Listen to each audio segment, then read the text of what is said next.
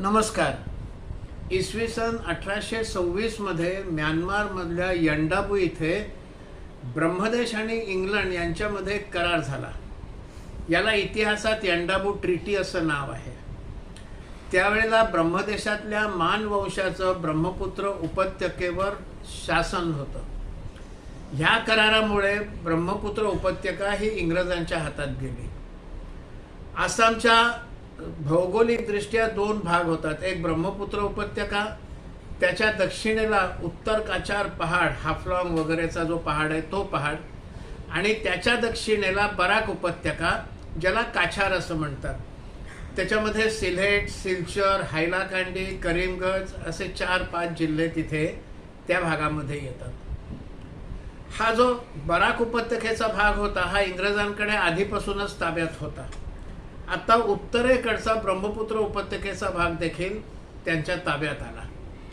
Barack उपत्यकेमधून जर इथे यायचं असेल ब्रह्मपुत्रेच्या बाजूला तर मोठा वळसा घालून त्यांना यावं लागत असे. याचं कारण मध्ये मेघालयाचा खासिया जयंतिया पहाडांचा भाग होता आणि तिथे वेगळे वेगळे राजे होते आणि त्यामुळे त्यांना मधनं रस्ता काढणं आवश्यक होतं जर सिलचर सिलेटकडनं गुवाहाटीकडे यायचं असेल तर.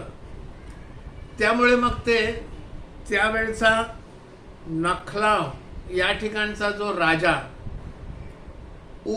तीरथ सिंग सीएम, हे सीएम जे आहे हे चीफ मिनिस्टर नाही आहे, सीएम असं नाही आहे, ते सीएम SYIEM असं त्याचं इंग्रजीत स्पेलिंग होतं.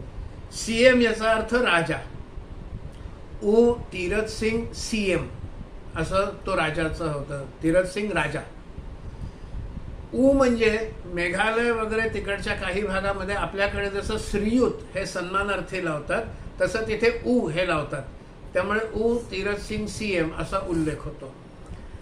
हा तीरथ सिंग सीएम हा एक महत्त्वपूर्ण आणि ताकदवर असा सीएम होता, राजा होता.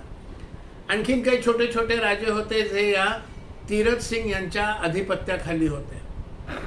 मग इंग्रज अधिकारी जाऊन तीरथ सिंगला भेटले आणि तीरथ सिंगला विनंती केली, हा सगळा काछार सिल्हेट वगैरे भाग आमच्याकडे आहे, आता उत्तरेकडचा भाग देखील आलेला आहे आणि आम्हाला तिकडनं जर गुवाहाटीकडे यायचं असेल तर खूप मोठा वळसा घालून यावं लागतं, आम्हाला मधनं रस्ता जर दिलात तर बरं होईल अशी विनंती केली.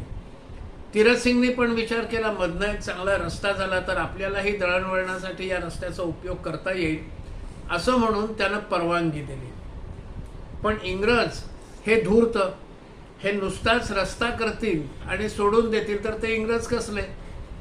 मग त्यांनी रस्ता सुरू करायच्या नावाखाली कामगार तर आणलेच, आपले सैनिक पण ठिकठिकाणी उभे केले. गुवाहाटीच्या बाजूला जिथे मेघालयातनं येणारा रस्ता उतरतो त्याही ठिकाणी सैनिक केले.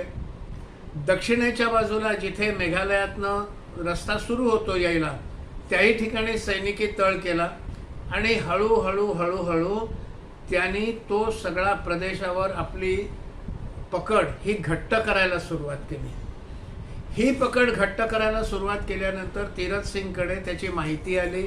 अनेक छोटे मोठे जे राजे होते जे तीरथ सिंगच्या अधिपत्याखाली होते त्यांनी देखील तक्रार केली आणि मग तक्रार केल्यानंतर तीरथ सिंगना त्या ठिकाणी कारवाई करणं हे आवश्यक झालं होतं. त्यामुळे तीरथ सिंग हे गुवाहाटीकडच्या सीमेकडे आले तर त्यांना इंग्रज सैनिक पुढे जाऊ देईनात, त्यांचा रस्ता अडवला. एकूण प्रकरण हे गंभीर होत चाललेलं हे तीरथ सिंग यांच्या लक्षात आलं. तीरथ सिंग यांच्या लक्षात आल्यानंतर त्यांनी मग इंग्रजांवर आक्रमण केलं. पण तीरथ सिंग यांचं सैन्य यांच्याकडे भाले होते, तलवारी होत्या, धनुष्यबाण होते, पण इंग्रजांकडे रायफली होत्या, बंदुका होत्या, तोफा होत्या आणि त्यामुळे तीरथ सिंगांचं इंग्रजांच्या सैन्यापुढे काही चालेना.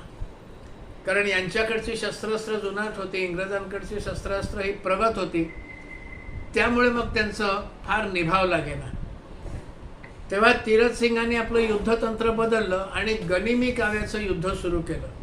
सगळे जे छोटे मोठे त्यांचे बाकीचे जे राजे होते त्यांची सैन्य घेतली आणि आता तिकडचा सगळा प्रदेश हा तीरथ सिंगांना आणि त्या सैन्यातल्या लोकांना पाठ होता. डोंगर कुठे, दऱ्या कुठे, नद्या कुठे, कुठे काय पाणी जास्त, कुठे पाणी कमी, सगळं माहिती होतं.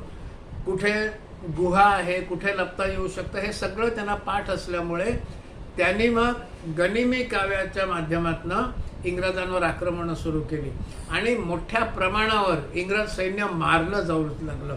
इंग्रजांना माघार घ्यायला लागली. इंग्रजांना देखील असं वाटायला लागलं की इथे आपल्याला निभाव लागणार नाही.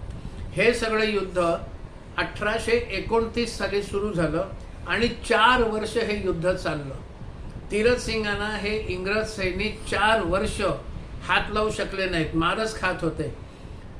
आणि मग तीरथ सिंगांना आता सगळं गनिमी काव्याचं युद्ध झाल्यामुळे तीरथ सिंगना देखील कुठेतरी आडोशाला लपून राहून सगळं संचालन करायला लागणार होतं. त्यांच्या राजवाड्यात राहून ते करणं शक्यच नव्हतं. मग इंग्रजांनी तीरथ सिंगना शोधायला सुरुवात केली. जवळजवळ 4 वर्ष तीरथ सिंग सापडले नाहीत आणि इंग्रज मार खात राहिले. पण जे नेहमी दुर्दैवाने आपल्या देशात होत राहतं तशी फितुरी झाली.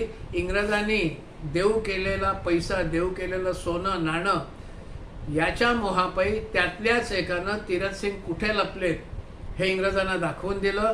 इंग्रज तिथे गेले आणि तीरथ सिंगना अटक केलं. ते होतं 1833 सन.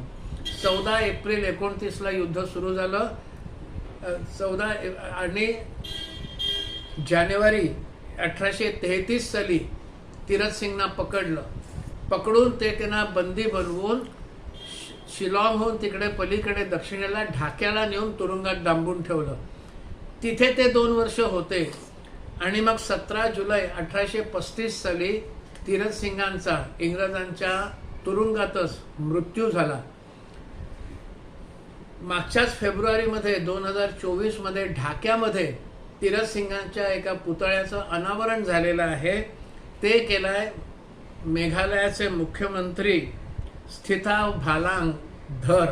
हे मेघालयाचे जे उपमुख्यमंत्री आहेत त्यांच्या हस्ते तिथे तीरथ सिंगांच्या पुतळ्याचं अनावरण झालेलं आहे. असं विपरीत परिस्थितीमध्ये 4 वर्ष इंग्रजांशी युद्ध केलं पण शेवटी फितुरीमुळे पकडले गेले. ही जर फितुरी झाली नसती तर मेघालय हे स्वतंत्रच राहिलं असतं शेवटपर्यंत. पण ही फितुरी झाली, तीरथ सिंग पकडले गेले आणि मग मेघालय हे इंग्रजांच्या ताब्यात गेलं. पुढे मग त्यांनी तिथे आपलं मिशन सुरू केलं, मोठ्या प्रमाणावर धर्मांतरण सुरू केलं. त्यामुळे आज मेघालयामध्ये भरपूर ख्रिश्चन झालेले आपल्याला दिसतात. हा एक इतिहास, हा आपल्या तीरथ सिंग यांच्या वीरतेची ही गाथा आहे. ही आपल्या सगळ्यांपर्यंत यावी असा हा प्रयत्न आहे. त्यामुळे हा व्हिडिओ शेअर करा, लाईक करा आणि चॅनल सबस्क्राईब करा. धन्यवाद.